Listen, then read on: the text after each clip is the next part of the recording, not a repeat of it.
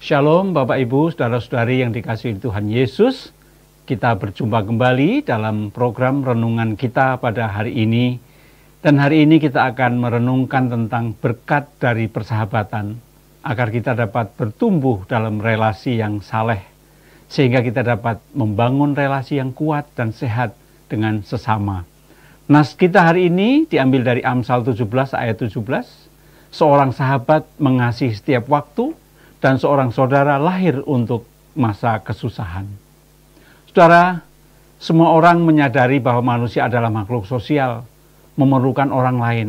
Dari orang yang kurang berpendidikan sampai ilmuwan setuju bahwa manusia adalah makhluk sosial. Allah sendiri memandang bahwa tidak baik jika manusia hanya seorang diri. Maka Allah menciptakan teman dan penolong yang sepadan, yaitu perempuan. Bukti bahwa manusia tidak dapat hidup seorang diri nampak dari istilah lonely atau kesepian. Bahkan meskipun dikelilingi oleh banyak orang, seseorang tetap dapat merasa kesepian. Jika manusia menemukan seseorang yang dikasihi atau dicintai dan yang menyayangi dan mencintainya, maka seseorang tidak akan merasa kesepian. Atau setidaknya kalau seseorang merasa kesepian, ada orang yang dikasihi atau dicintai yang dapat menjadi tempat untuk menumpahkan keluh kesahnya. Orang yang dikasihi oleh seseorang bisa saja orang tua dan keluarga, atau pacar, kekasih bagi anak muda. Tetapi ada juga yang disebut sahabat. Sahabat biasanya berasal dari luar lingkungan keluarga atau umumnya teman, tetapi bukan teman biasa. Teman yang begitu dekat dan relasinya sangat erat. Meskipun ada juga dari lingkungan keluarga seperti saudara sepupu yang menjadi sahabat. Seringkali sahabat bisa lebih dekat dari saudara. Bila lingkaran keluarga atau kekasih sangat mengasihi, itu adalah hal yang seharusnya. Tetapi orang dari luar lingkaran keluarga, tetapi sangat dekat, sangat mengasihi dan memiliki relasi yang erat, itu adalah hal yang luar biasa. Amsal 18 ayat 24 dikatakan, ada teman yang mendatangkan kecelakaan, tetapi ada juga sahabat yang lebih karib daripada seorang saudara.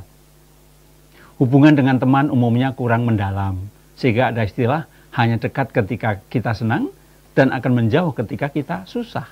Ada seniman yang menggubah lagu. Mencari teman itu mudah apabila teman dalam suka, tetapi mencari teman tidak mudah apabila teman dalam duka. Ketika kita senang, banyak orang yang mengerubuti bagi semut menemukan gula. Tetapi ketika kita susah, banyak yang menjauh. Teman yang tetap bersama kita dalam suka dan duka, ketika senang maupun susah, ketika kita mujur atau malang, ketika kita berhasil atau gagal, itulah yang disebut dengan sahabat. Amsal 17 ayat 17 dikatakan, seorang sahabat menaruh kasih setiap waktu dan menjadi seorang saudara dalam kesukaran. Bahkan seorang sahabat ada yang sampai rela berkorban, bahkan sampai rela mengorbankan nyawanya, sebagaimana dikatakan Tuhan Yesus dalam Yohanes 15 ayat 13. Tidak ada kasih yang lebih besar daripada kasih seorang yang memberikan nyawanya untuk sahabat-sahabatnya. Saudara, relasi dengan sahabat dapat saja rusak sehingga persahabatan hancur. Mungkin saja karena termakan hoax atau fitnah.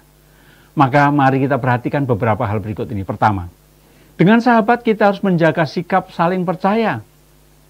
Ketika ada berita negatif tentang sahabat kita harus mencek kebenarannya supaya tidak mudah termakan hoax. Yang kedua, dengan sahabat kita harus terbuka. Yohanes 15 ayat 15, aku tidak menyebut kamu lagi hamba, sebab hamba tidak tahu apa yang diperbuat oleh tuannya. Tetapi aku menyebut kamu sahabat, karena aku telah memberitahukan kepada kamu segala sesuatu yang telah kudengar dari Bapakku. Meskipun tentu tetap ada batas atau saling menghormati privasi masing-masing. Yang ketiga, dengan sahabat harus bersedia memberikan nasihat, saran, bahkan juga teguran yang membangun berdasarkan kebenaran firman Tuhan. Nasihat dan saran diberikan tentu karena kita ingin sahabat kita maju dan berhasil. Teguran kita berikan karena kita tidak menginginkan sahabat kita jatuh dan gagal. Jadi, seorang sahabat tidak seharusnya merasa sungkan untuk menegur sahabatnya yang salah. Jika kita tidak mau memberikan nasihat dan saran karena tidak ingin sahabat kita maju dan berhasil, atau tidak mau menegur dan membiarkan sahabat kita jatuh dan gagal, kita bukanlah sahabat, tetapi pura-pura menjadi sahabat. Jika kita diberi nasihat, saran, dan teguran dari sahabat kita yang tulus, kita harus menerimanya dan berterima kasih. Mari kita memiliki banyak sahabat, dan mari kita menjadi sahabat bagi orang lain. Karena satu musuh sudah terlalu banyak, tetapi 1000 sahabat terlalu sedikit. Amin. Tuhan Yesus memberkati.